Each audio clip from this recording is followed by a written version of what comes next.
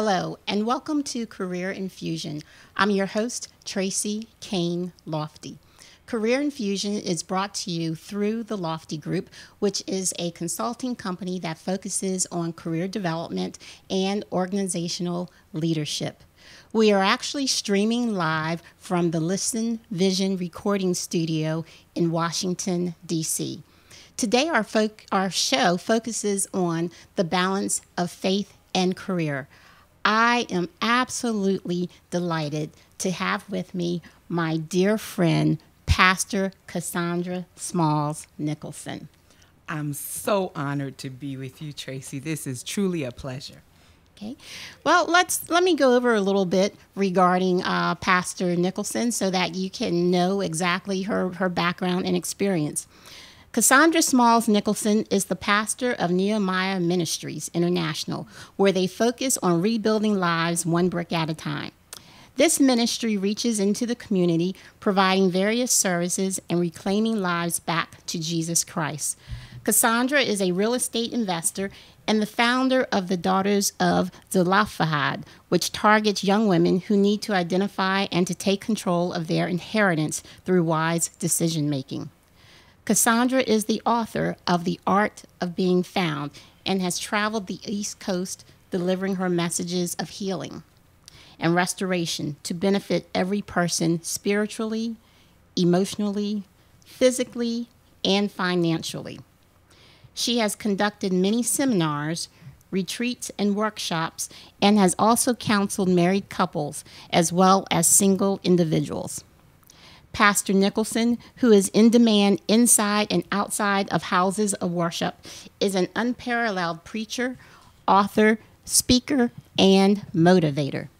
Cassandra, a public employee of the County of Essex Division of Family Assistance and Benefits, formerly the Division of Welfare for the past 27 years, is the administrative supervisor for the TANF office.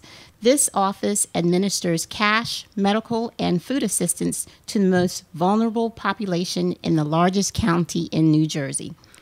Cassandra has attended seminary in Morristown, New Jersey, received a Bachelor of Arts degree in Criminal Justice from the University of Maryland at College Park, and a Master of Public Administration degree from Rutgers University. Cassandra has married her childhood sweetheart, William Nicholson, and they have one daughter, London. Cassandra, again, I am so delighted for you to be on the show today. So today we're going to discuss balancing faith and career, and then we're also going to talk to what led you to creating your successful book and how others may be able to do the same. As you know, Career Infusion really focuses on empowering individuals to pursue their professional goals. And so we want our viewers to learn some tips from you. And we've known each other so long, I'm sure dialogue is just going to flow. Yes. And I have known Cassandra for over 30 years now. Yes. Yes. So from the time we met the first week at the University of Maryland, College Park, till now, I can tell you she has really been a true inspiration. She is such a positive person, and I was not surprised when she decided to go into the ministry, and she comes from a very religious family. So, Cassandra, tell us a little bit about what led you into the ministry. Well, I think that there's a calling that God puts on everyone's life to go a certain career path. And one of the choices that I had, given my wide experiences from bad relationships to bad decision making, even at the University of Maryland, led me to rethink a lot of things that I've done. And I realized that if I had listened to an inner voice that was speaking to me, I would have made some different choices.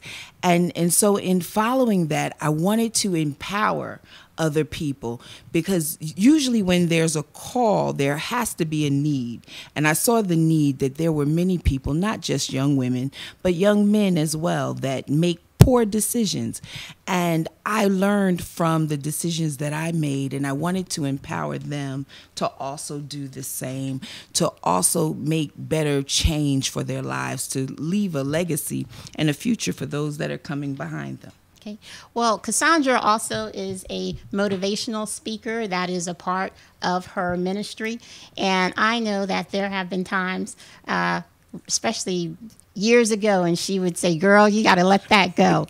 And so I remember that to this day. And so we are all responsible, really, for our own paths. And it's up to you to take the gifts that God has given to you and to move forward, whether it's pursuing your career goal, whether it's having the relationship that you want. But you also need to be able to, I believe, know when to count your blessings, because you can be so busy trying to achieve what you think is going to make you happy when you're overlooking those blessings right in front of you. Cassandra, you want to talk about that a little bit? Yes, you definitely have to look at what's presented before you and know what you're going. You mentioned me always saying, that was my phrase, let it go. I have become the queen of let go. And one of the things that I noticed early about you, which really empowered our relationship to be stronger over the years, is that you always had a plan.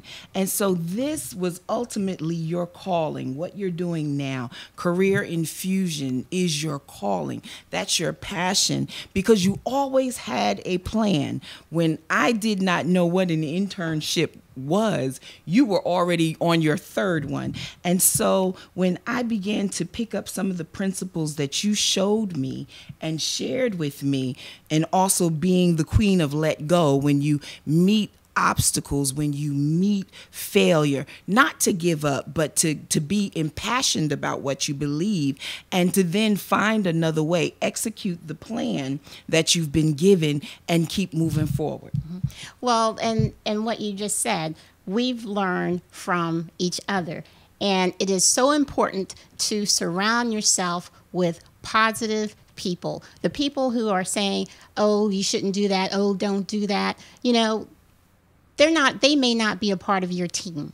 You want to have a positive team. Surround yourself with positive people. Of course, you want people to, tell you when reality needs to truly kick in and keep you in balance. Yes. But again, surround yourself with positive people. Yes, your team is so important. Yes. Your team is so important. I can remember my father telling me, if you show me your friends, I'll show you who you really are.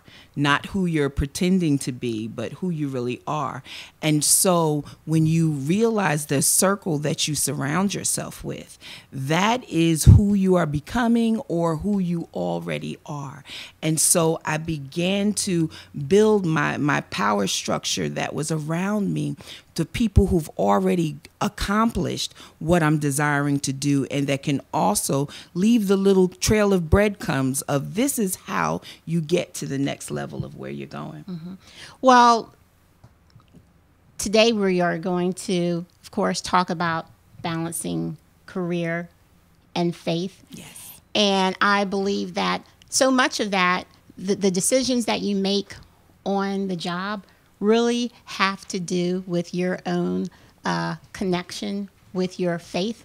You want to have your decisions to be ethical, and you Absolutely. demonstrate integrity through your actions.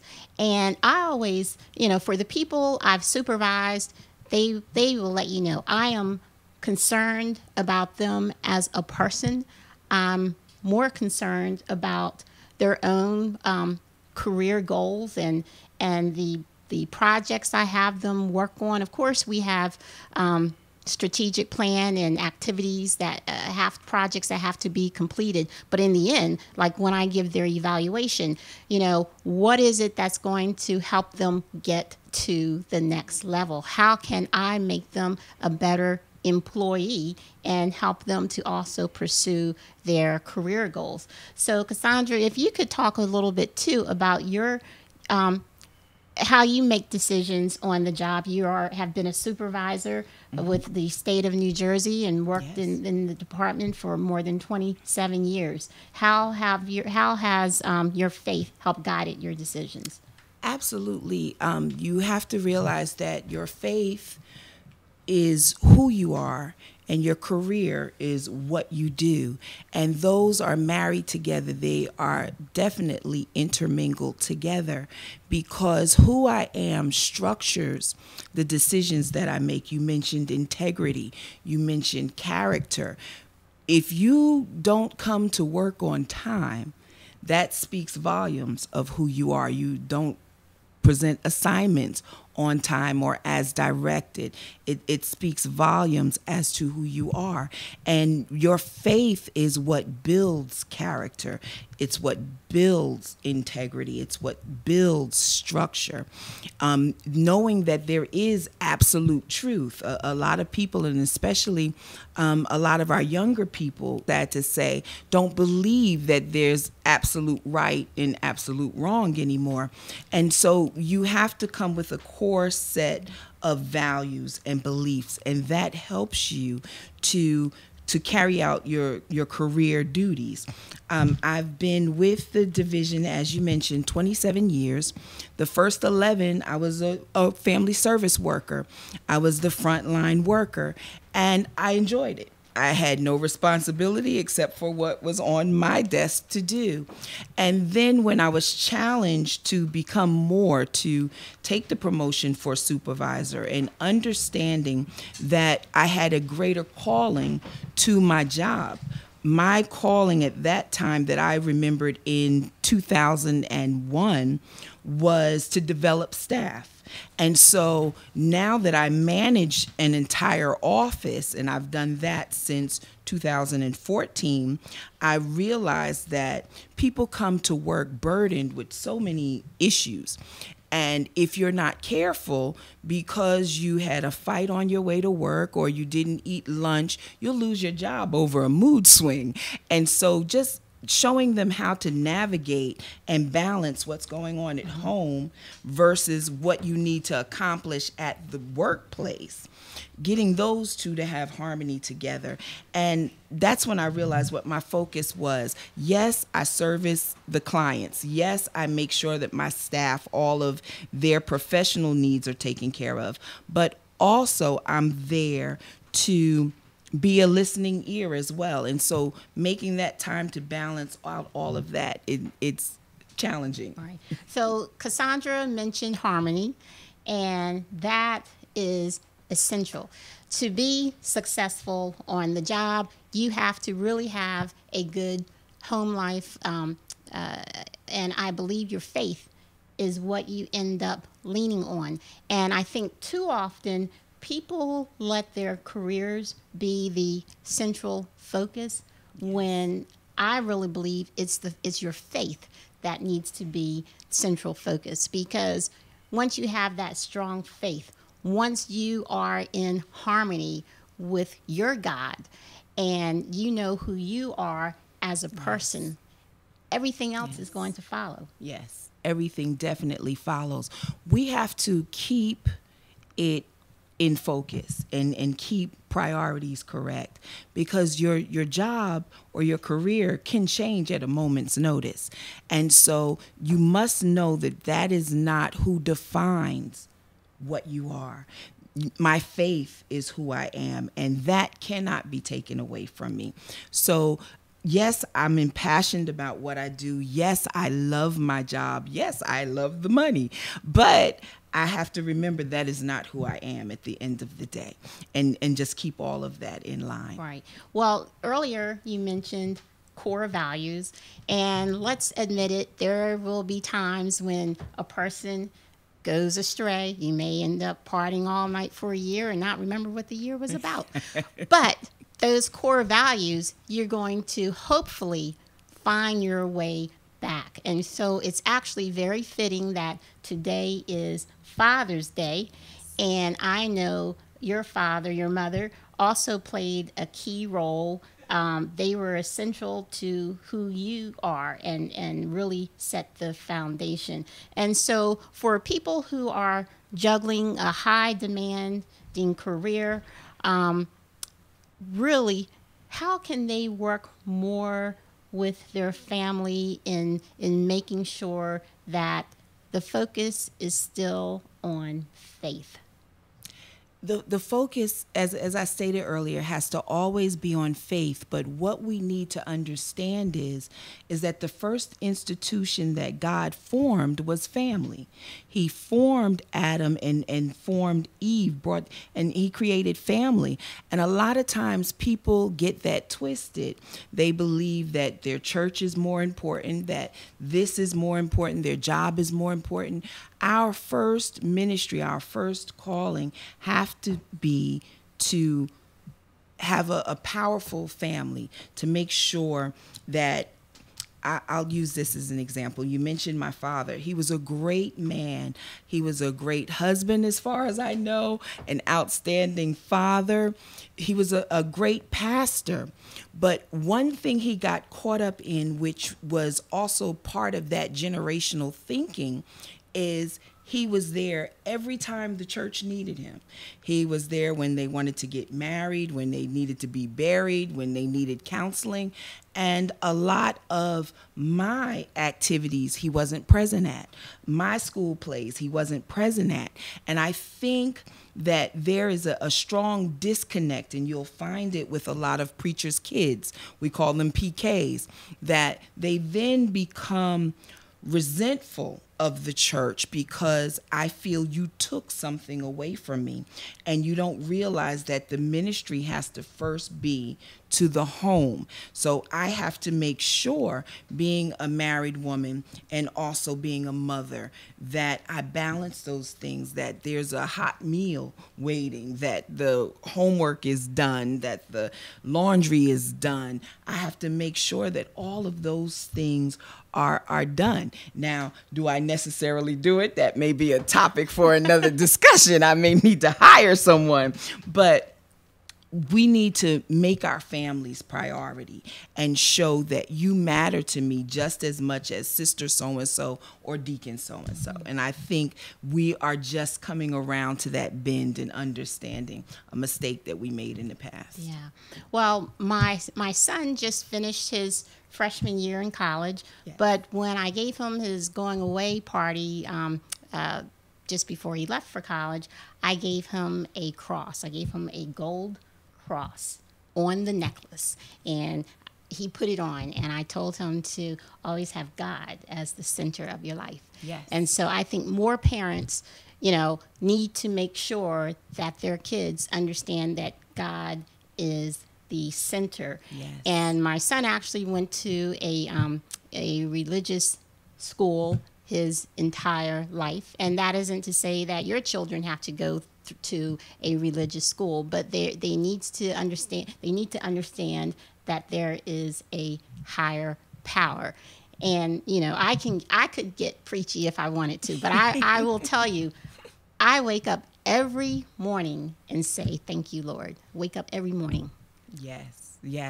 It's so important, because it not only gives you the core values that you were speaking of, but it also lets you know what your non-negotiables are, that I will not compromise concerning this thing. And that's very important, and especially when we release our children away to go to college, because they're presented with a lot of challenges that they may not have necessarily encountered at home. For the first opportunity, this may be the time that they've spent away from home, or there may be children that indulge with alcohol or drug use or sexual activity. So we need to be firm in what we've placed in them, and then the giving of that cross is just a reminder of what you've already put into little John, that these are the things and these are your non-negotiables. At this time, this is where you say, you know what, I'm out. And we have to plant that in our children. I think that's very important. And it's important to note that it doesn't matter what your religious faith is. And Absolutely. so, you know, I was raised Catholic because my mother's Catholic, but my dad's Methodist. I have a grandmother who's Baptist, and so I used, you know, sometimes as a kid, I would be in the in the Baptist church because my dad played the piano for that particular choir. Then sometimes I'd be in another church, and my mother is also a musician, and she played for the Catholic church, but sometimes because her friends were Methodists, she'd be playing the piano for the Methodist gospel choir, and so my friends in school would see me at all of these churches. But so it doesn't matter It does what not. your faith is. No, Okay. it does not. It does not. And that's the thing, that what makes it core is that we should all have these values, that when my children meet up with your children, the values ought to be the same. And I think that's very important. And it goes back to what I was saying about who you surround in your circle, that we go the same direction. We don't have to have the same dreams or the same aspiration, but we do understand that there's certain things that we will not do to achieve those things. Okay, and I talked a little bit about how I wake up every morning just thanking my good Lord. But can you talk a little bit about the importance of meditation?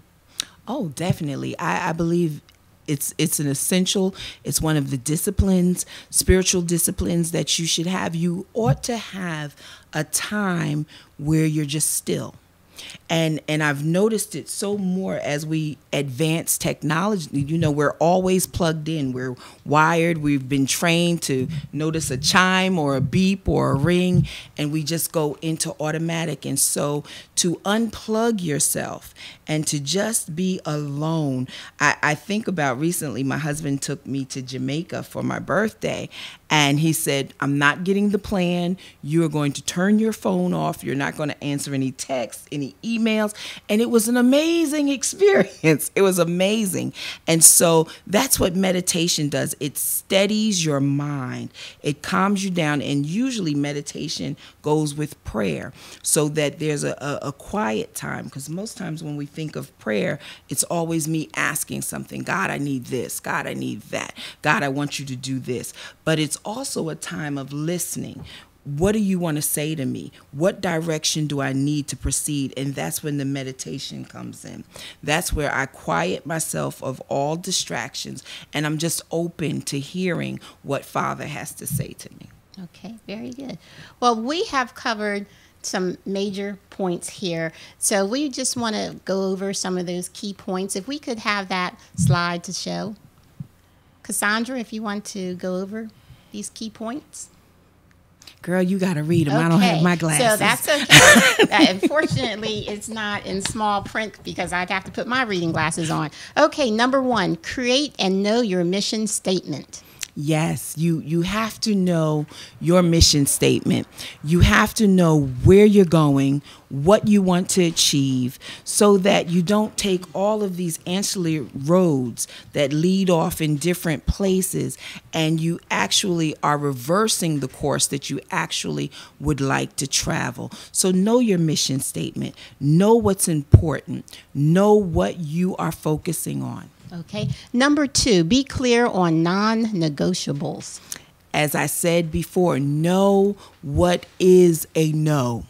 Know what is a no. Many people can come and they can talk very smooth and be very charming, or their presentation can really be on point, but you need to know, this is not who I am. I'm not going to be involved in that. Number 3, don't dumb down your abilities or skills. This is very key. A lot of times people who don't understand that their faith is who they are and their career is just how they express it, they can be very talented people throughout the week. They can be very intelligent people throughout the week. And then when they come maybe to church or another hobby that they have, they don't use any of those skills that they have in the workplace. They don't. For example, you can have a person that's very IT oriented, and they can do anything, absolutely absolutely anything on an iPad, a computer, their smartphone, and then they come to a church that has absolutely no technology and maybe even operating on a reel-to-reel. So don't dumb down who you are to fit into your environment. Okay. And then we also had operate in excellence and be consistent. Yes, definitely. In everything that you do, you should be excellent at it. You should be excellent. Again, my faith is who I am, and I represent the Most High God. So in everything that I do, I ought to do it in a spirit of excellence. Does that mean that I'm perfect? No. Does that mean that I do everything right? No. But what I know to do right, I do it right. And I'm always looking, how can I improve this? And be consistent. The one thing that people admire is a person that does what they say they're going to do. And we should all strive to be that person. Very good. Okay, we are going to take a quick break. And when we return, we are going to discuss Pastor Cassandra Smalls Nicholson's book, The Art of Being Found. Thank you.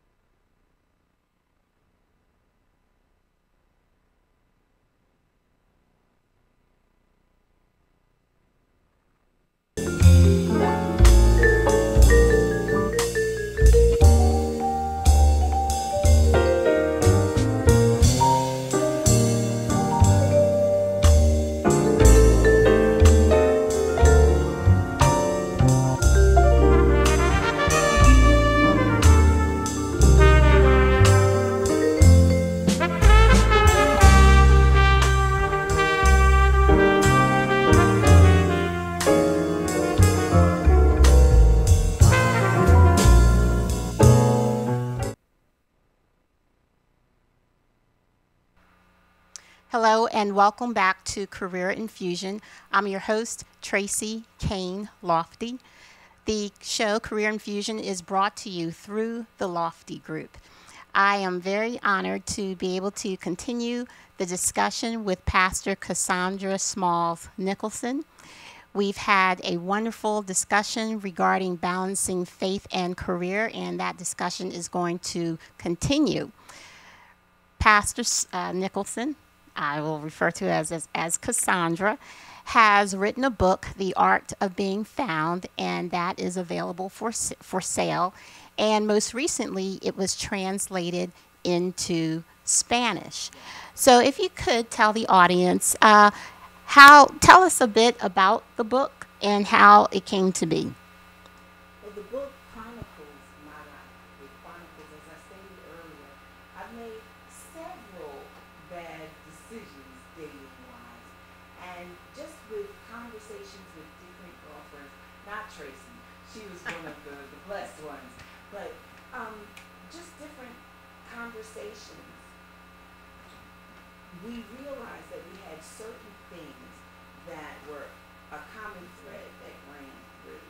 And so as I overcame a lot of hurdles and obstacles, I wanted to chronicle that so that I can share it with other people, that they can recognize some of the pitfalls that they're headed towards and begin to make better decisions.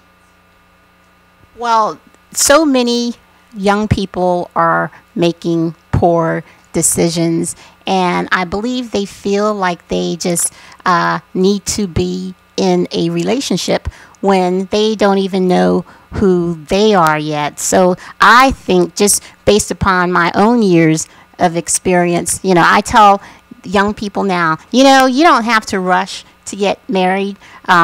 Back in our day, you finished college or you graduated from school, and it's like everybody just expected you to get married, and so that's what people did. Looking back, I really encourage people to work a couple of years, get to know who they are.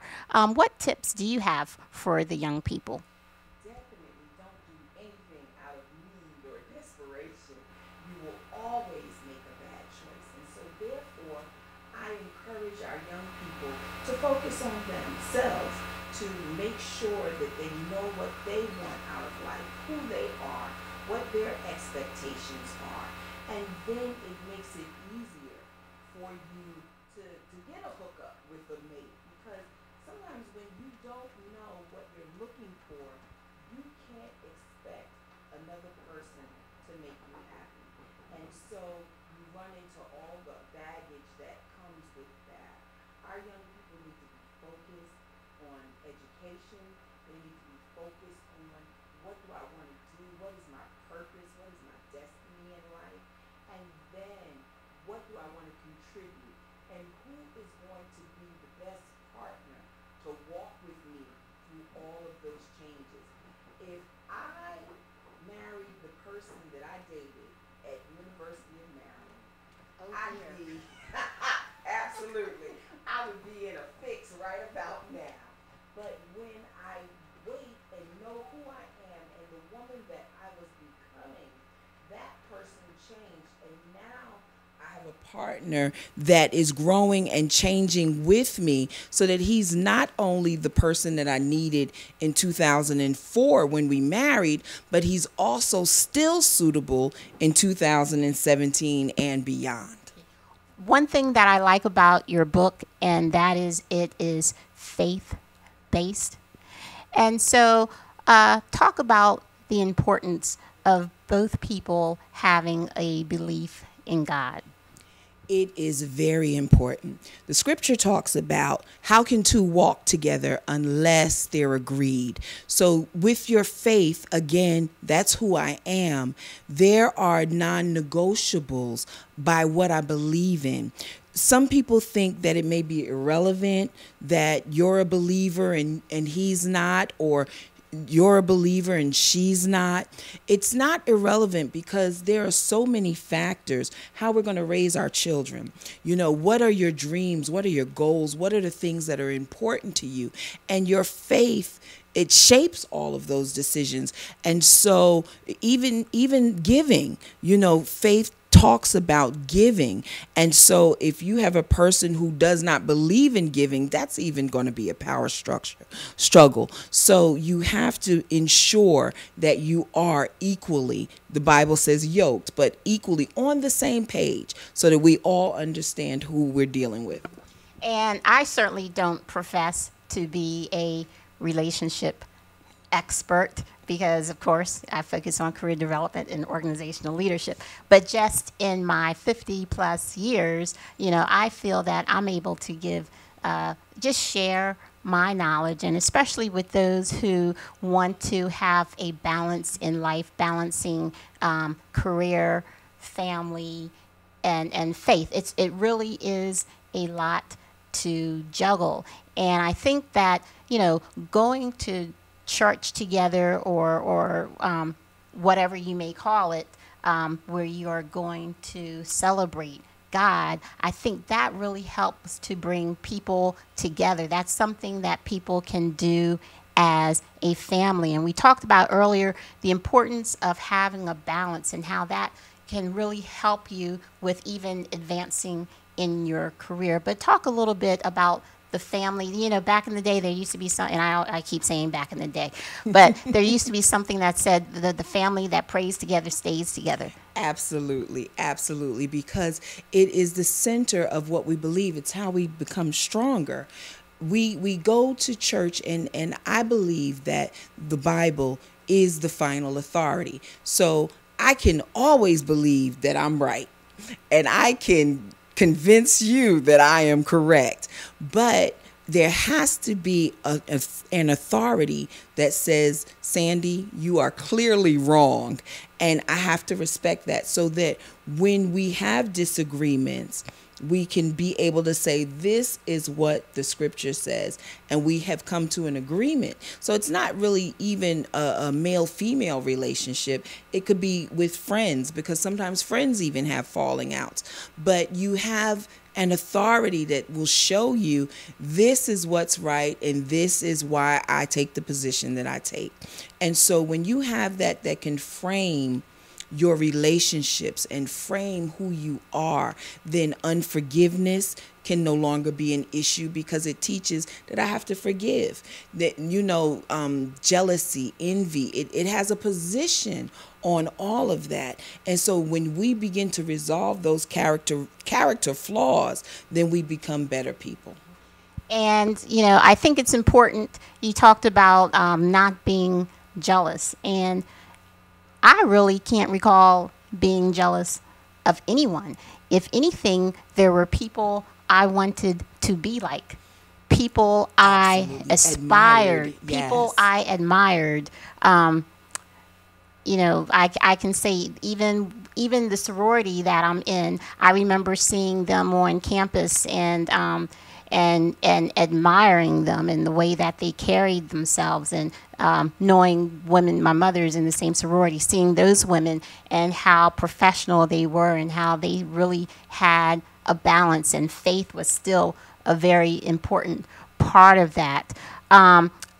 What other tips do you have? Let's say someone is really struggling with finding that balance, and even with finding the perfect mate. As we get older, it becomes more difficult to find someone because there are even more challenges. There's more at stake. whether it's your kids, maybe you own a home, maybe you have investments. All of that is at stake. What tips would you have for someone?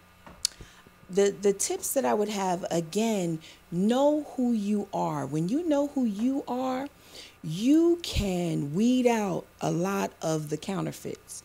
You weed out a lot of, they may be very nice people, but they're not who I need.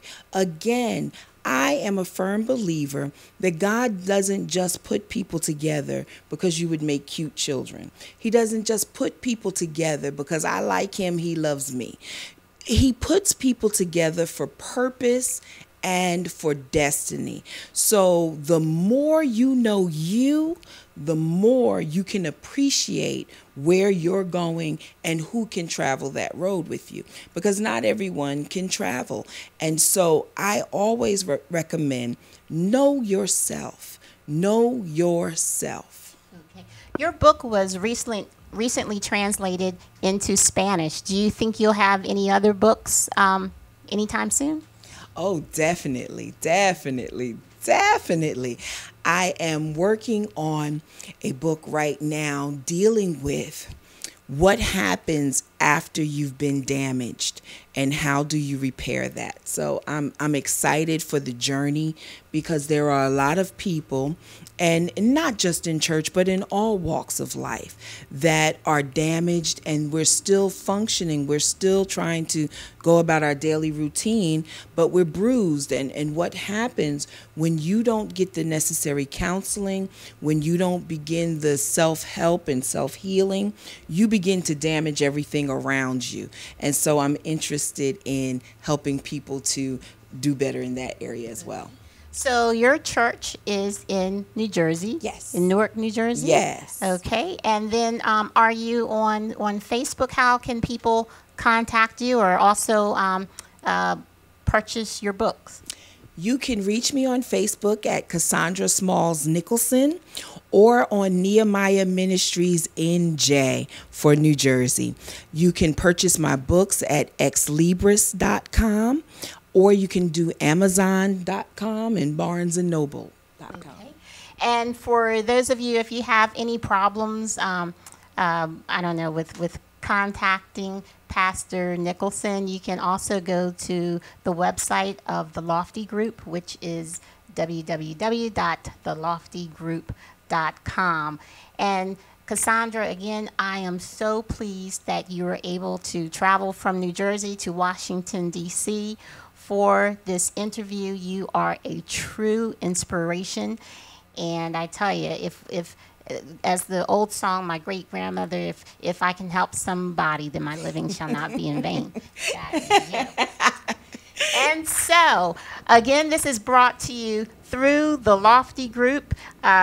It's a consulting company, and we focus on career and organizational leadership. We also do executive coaching. If you are ever interested in having a speaker from the Lofty Group, such as myself, to give a presentation to your organization, and when I say organization, we present to sororities, fraternities, churches, colleges, associations, and please do contact us. Again, theloftygroup.com. This concludes this segment of Career Infusion.